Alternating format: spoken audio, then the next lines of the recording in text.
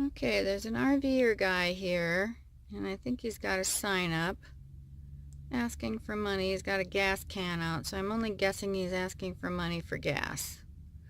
Now, I don't know about you guys, but I just don't trust these people. I think it's just their pathetic way of making money because they don't want to go out and get a job. And I think it's sad. So, anyway, I'm at Walmart. I just got here. Gonna go to work. And this guy's sitting here, so I hope he truly does need gas, because otherwise he's going to be starting to give RVers a bad name, and we don't need that. So anyway, just thought I'd film this. See you later, guys.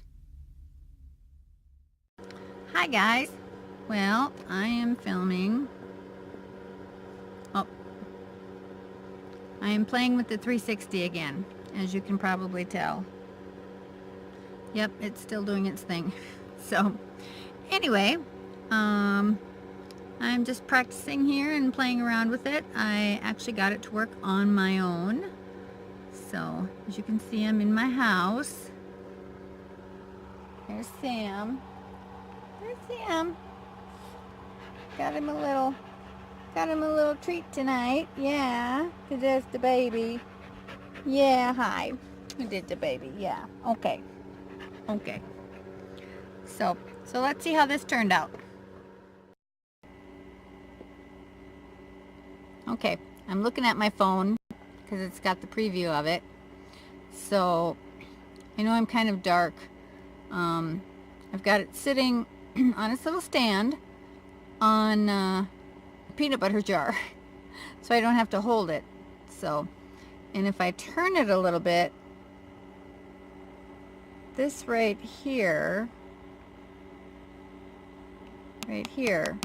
is the side of my fridge. So that's why I've got it kind of faced this way.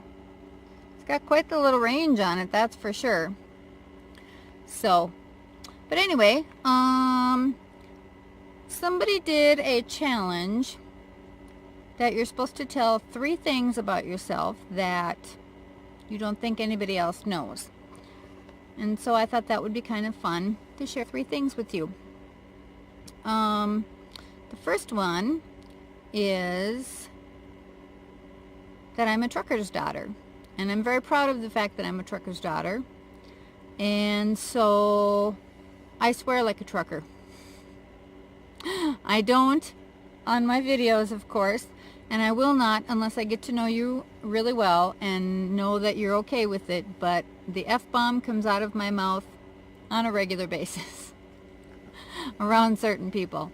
Anthony, my old boss, I think that's one of the reasons he and I hit it off really well together, was because we swore, and it was great. It's therapeutic to say the F word. I think it is. But anyway, I will not, if you're offended by it or if you don't like that, I won't do it. But, you know, I'm considerate of other people's feelings, but yes, it does come out of my mouth. I can swear like a trucker. So that's number 1. Number 2, when I was a child, through my teenage years and probably my early 20s, probably started transitioning around mid-20s, early 30s maybe. No, I wasn't a man. When I said transitioning, that probably sounded a little bad. But no, I was painfully shy growing up. Oh my gosh, I was so shy. I had speech class in high school, and it was the worst class of my life. I had to do 2 speeches, and I had my little note cards, and I read exactly word for word off of my note cards, and I didn't look up once. It was horrible. Oh, worst experience of my life. I was traumatized.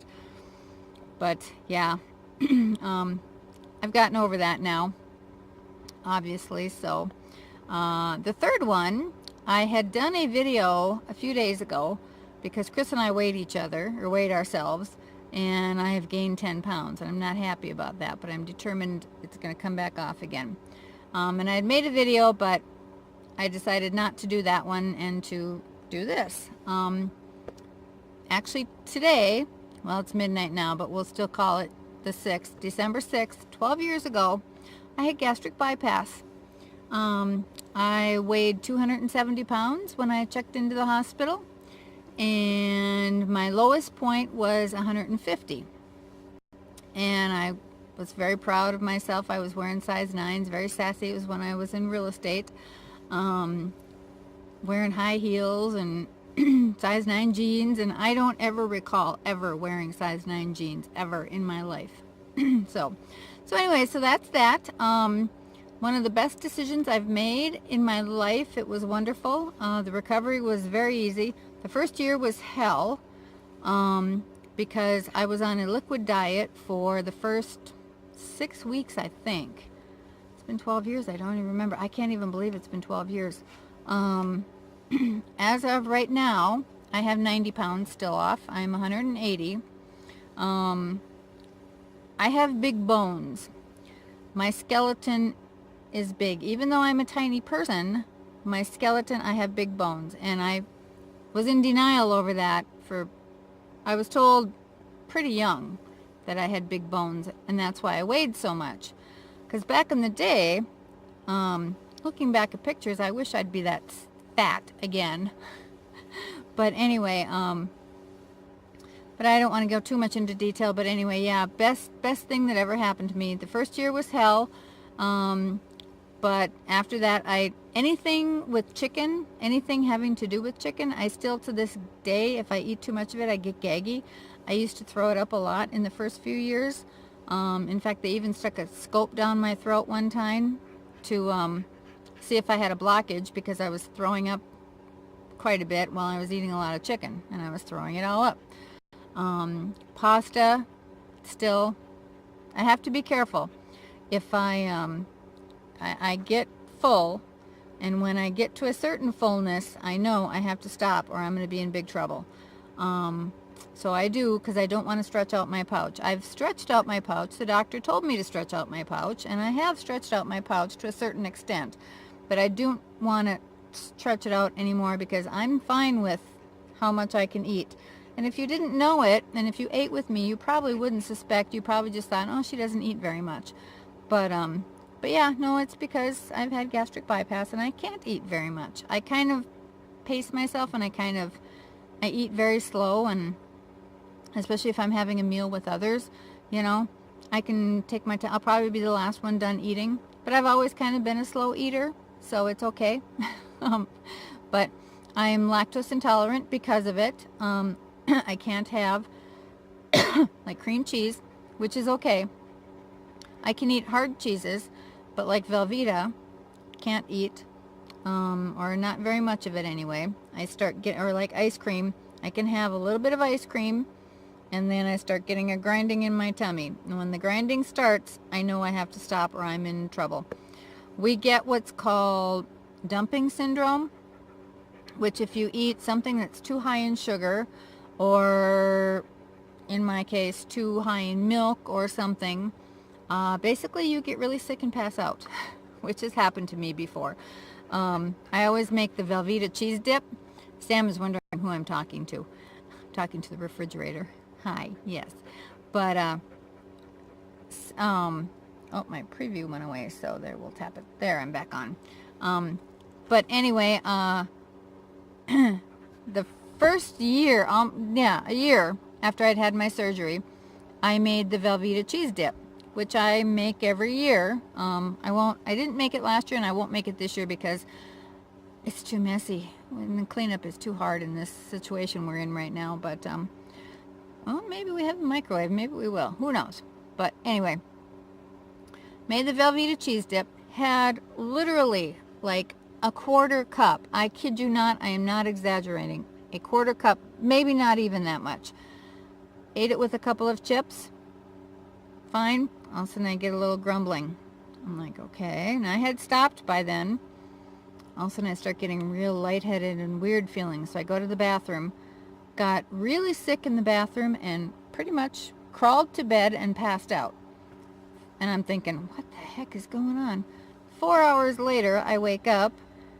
I go out to the kitchen. I grab the Velveeta package. First ingredient, skim milk. And I went, that's why.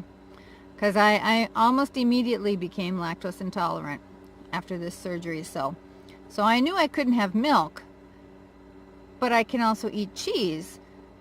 And so I was thinking, Velveeta, cheese, it's okay. No, it's not okay. But anyway, so that's my 3 things that you may or may not have known about me. Some people know I had, when we were in the cab business, I gained a lot of weight back. It was very little sleep, mostly naps for 5 years. Mostly naps, no exercise whatsoever. And sleep deprivation does play a part in weight gain. Driving around all night long, stopping and getting coffee at, either fast food like McDonald's or someplace, gas stations, and oh, this candy bar looks good, or oh, this roll looks good, and all that. And so, and I wouldn't eat it all at once, but I'd pick at it for a while. And, with no exercise whatsoever and no sleep, the weight just piled back on again. So I got back up to 230 pounds during those 5 years, and I was not happy about it. Very unhappy about it. And so I've been working really hard the last few years to get the weight back off again. And I am pleased to say I was down to 170 the last time I weighed myself, but I haven't weighed myself in, gosh, I think it's been probably a couple months at least. And I was kind of feeling like, you better get on that scale. And plus it's the anniversary, and I always weigh myself on the anniversary. But yeah, I was 180 pounds, and I wasn't real happy about it. So now we're going to get back down there again. I don't know if I'll ever get back down to 150. I was real happy with being at 150. If it happens, it happens. I definitely want to get back down to 170. Somewhere between 160 and 170, I would be more than happy to stay there. My gastric bypass doctor didn't think I would ever get below 170, so I beat him by 20 pounds, getting down to 150. So we'll see. Time will tell. But anyway, I'm going to now attempt to link these together and see what we come up with. I know it's kind of weird, this 360 thing, but this camera is really easy to use. So, and maybe if I keep it stabilized on something instead of holding it, you guys will like it. So let me know what you think. I know it's kind of weird. I look kind of weird, but I am kind of weird. So something also sad happened today. I was taking my shower, and this little ring that I wear on this finger all the time, I forgot it in the bathroom, and it has a bit of sentimental value to it. And there was the neighbor girl from over there was taking a shower right after me, and when I discovered it, I couldn't get on my phone right away. I discovered it at work. That's when I looked down and I have a naked finger. And so I called Chris up when I was on my break, which by then was several hours later, and told him to go look and then to go ask them if they seen it. And he went over there, but he asked the wrong girl. There's a younger girl, and then there's we think it's the girlfriend of the guy, and the girlfriend of the guy was the one that was in there after me. And so I'm sure he looked all over the place, and the ring is gone. So I'm sure she probably got it. But he's going to go over and ask her tomorrow, and she wasn't home at the time. So I'm missing my little ring. But if it, so hopefully I'll get it back. So, but anyway, that's it for now. I'm going to see how this turns out. So that's my 3 secrets. Feel free to share. I hope some of you do. I don't want to tag anybody in particular. People are tagging people, but I'm just putting it out there for people to do. So join me and share some of your secrets. So, all right. Love you all. Dance like no one's watching.